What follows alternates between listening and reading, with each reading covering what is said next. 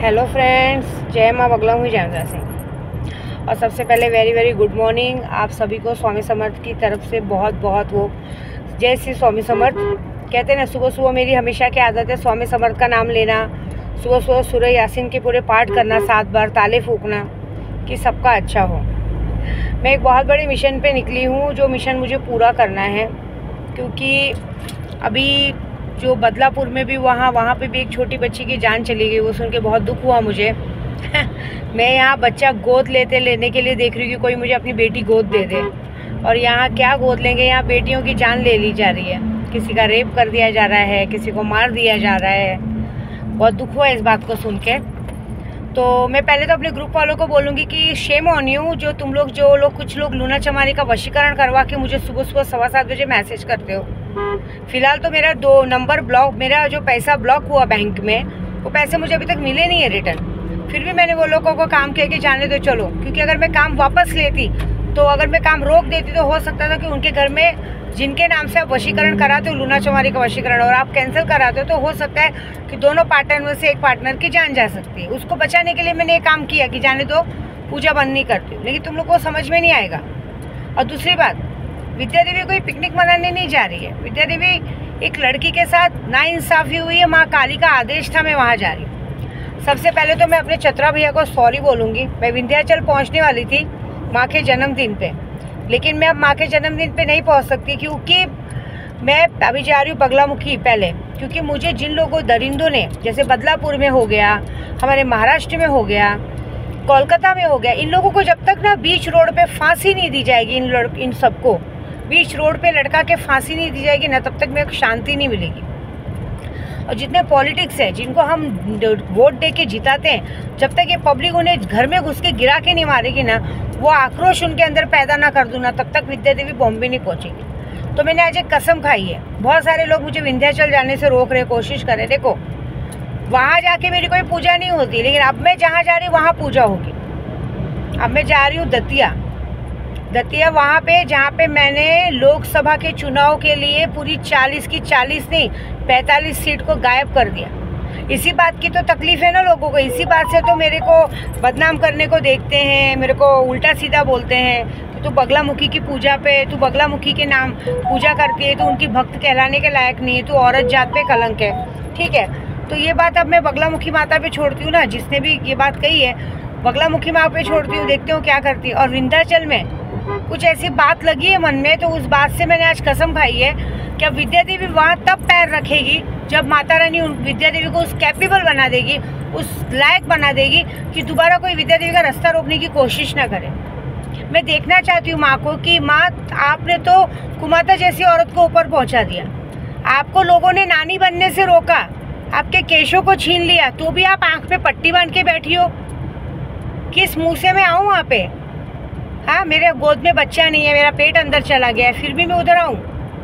किस तरह से आऊँ? जो सारे दुश्मन मुझ पे हमेशा हावी होते हैं, अब तक तुमने उन्हें शमशान नहीं पहुँचाया, किस पे उससे आऊँ मैं? जहाँ मैं आती हूँ लोगों को लाखों रुपए का फ़ायदा करा के देती हूँ, वो मुझे नीचा दिखाने के लिए देखते हैं। तो आप अगर मेरी माँ हो और बचपन से मैंने आपको बहुत सारा प्यार किया है, तो विद्या देवी अब तब उस जगह पे पैर रखेगी जब विंध्यवासिनी माँ उन सारे लोगों से बदला ले लेंगी, और उन सारे लोगों की जब तक मैं अर्थी नहीं देख लूँगी, विद्या देवी वहाँ विंध्याचल में कदम नहीं रखेगी, कभी उस चौखट पे पैर नहीं रखेगी। समझे?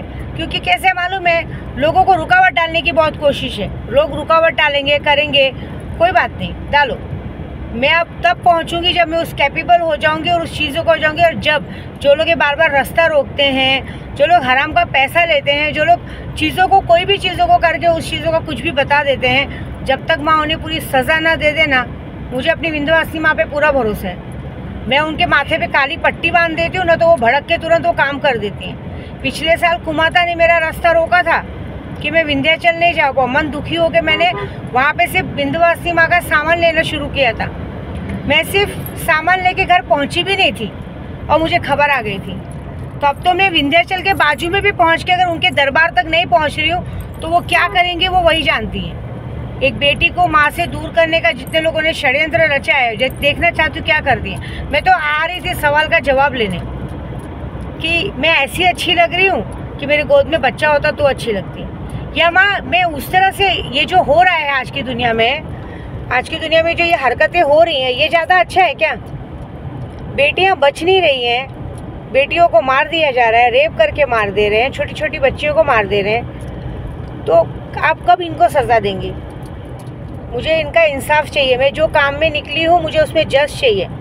मैंने आज तक कभी नहीं बोला कि मुझे नाम पैसा दौलत चाहिए, लेकिन अब बोल रही हूँ, अब मुझे इतना नाम चाहिए, इतना पैसा चाहिए कि मेरी जगह जगह पे होर्डिंग्स लगनी चाहिए।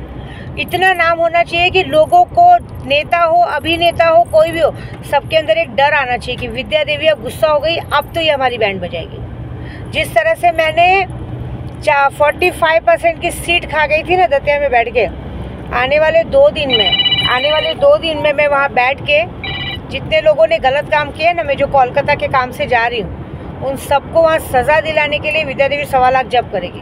क्योंकि विंध्याचल पहुँचती तो वहाँ पूजा नहीं होती, बस माँ के दर्शन कर पाती मैं। लेकिन यहाँ बैठ के बगलामुखी में, क्योंकि असली पुजारी तो मैं बगलामुखी की हूँ ना, विंध्यावासिनी माता की जो बेटी हूँ मैं, हमारी तो वो माँ है। माँ की गोद में जाके खेला जाता है, वहाँ पूजा थोड़ी किया जाता है, वहाँ हम कोई भी छल कपट नहीं। मैं तो वहाँ एक छोटी सी बच्ची बन के उनकी गोद में बैठने जाती हूँ, लेकिन अब मैं बड़ी होना चाहती हूँ। अब मैं माँ को ये कहना चाहती हूँ कि एक बेटी अपनी माँ से ये मांग रही कि मुझे उस कैपेबल बना, उतनी मुझे इतना लायक तो बना कि आइंदा कोई मुझे कोई पैसा पूछने से पहले 50 बार अपनी औकात सोच ले, और ये इस तरह से हाँकने से पहले ये सोचे कि जो लोग मुझसे कमाते हैं वो मेरे सामने आवाज़ तो नहीं उठा सकते। उनकी हालत इतनी, मैं तो पहले ही बोली, मीन राशि के लोगों का नसीब इस वक्त ख़राब है, उन लोगों के मार खाने के दिन है।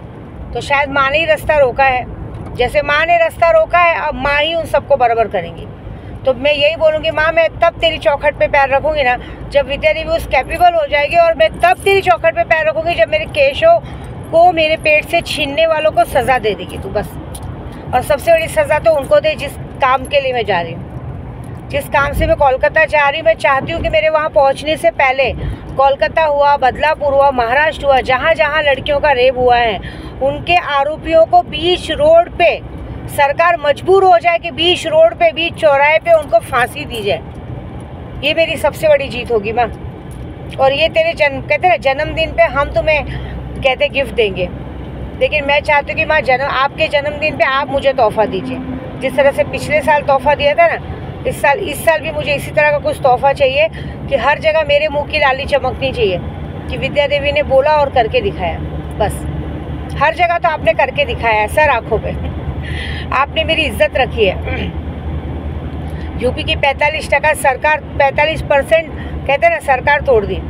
आपके रहते मेरी नाक कभी गिरी नहीं है, लेकिन इस बार मैंने मन में ऐसा सोचा है कि मेरे आपके दरबार पहुंचने से पहले पैसों को तोला गया है, और जितने लोगों ने पैसों को तोला है ना, उनके पैसे ख़त्म होने चाहिए, रोड के भिखारी बनने चाहिए। और मैं चाहती हूँ कि मुझे उस कैपेबल बनाओ कि जितने लोगों ने मुझे आँख दिखाने की कोशिश की है ना, उनकी आँखें नीचे होनी चाहिए।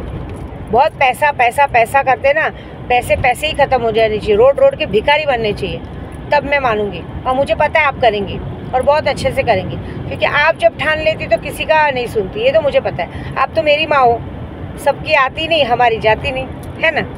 तो बस बेस्ट ऑफ लक। जन्मदिन की बहुत बहुत बधाई माँ, क्योंकि इस वक्त जन्मदिन की शुभकामना देने का मन नहीं है, क्योंकि आपकी बेटियों की हत्या की जा रही है, लड़कियों का रेप किया जा रहा है। तो इतना तो ज़रूर करना कि अपने हाथ का तलवार दे देना कि इन लोगों को मार के काट के फेंक दूँ मैं, और इतनी ताकत देना कि जो बगलामुखी में बैठ कर 1.25 लाख जब करूँगी माँ, वो 1.25 लाख जब उन तक पहुँचे और सरकार मजबूर हो जाए कि पब्लिक के डिमांड पे उन सबको बीच चौराहे पे उनको फांसी दी जाए। क्योंकि कोलकाता के आदमी ने ये कहा है कि मुझे उस लड़की का रेप करने का कोई दुख नहीं है। तेरी भी 2 बहनें हैं, पता चलेगा, कोई बात नहीं। दूसरों की लड़कियों को बर्बाद करना बहुत ईजी होता है, जब अपनी खुद की बेटियां कहते हैं ना बर्बाद होंगी तो पता चलेगा। लेकिन मैं तो कभी ऐसा नहीं बोलूँगी भाई, भगवान ना करे 7 दुश्मन की बेटियों के साथ ऐसा हो, जिसका किया उसी को कीड़े पड़े। मैं गलत करूँ तो मुझे ही कीड़े पड़े, मेरे बच्चों तब तक ना आए भाई। किसी के बच्चों के लिए कभी बुरा नहीं सोचूंगी, क्योंकि बच्चे कैसे होते हैं और बच्चों का नहीं रहने का दुख क्या होता है मुझसे ज़्यादा कोई नहीं जानता। ठीक है, जय माता दी।